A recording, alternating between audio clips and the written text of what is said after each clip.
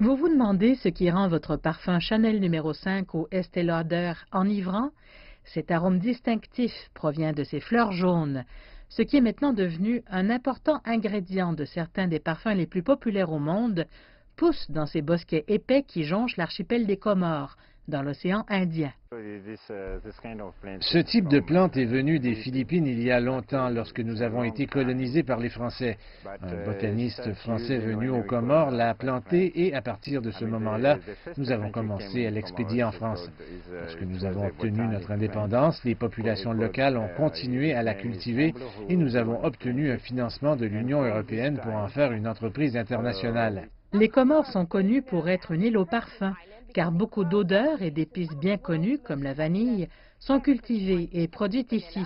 Mais le nom vient véritablement de l'une de ces plantes les plus populaires, le ylang-ylang. C'est l'une des principales exportations du pays.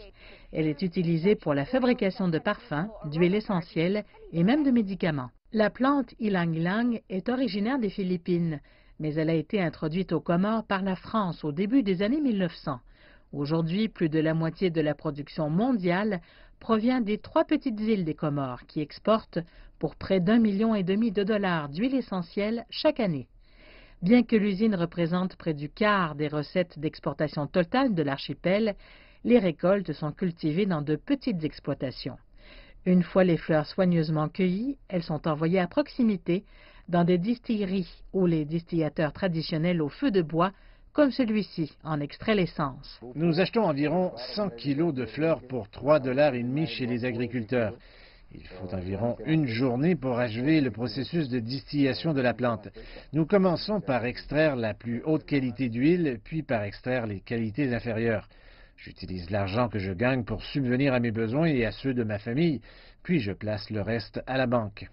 Cependant, même si un bidon d'huile de 30 litres vaut plusieurs milliers de dollars, les agriculteurs et leurs chaudières locales, comme celle de Makini, s'en sortent à peine.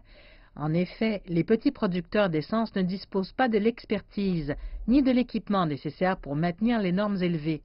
Beaucoup, comme Makini, gagnent de l'argent en vendant des bouteilles d'essence aux touristes.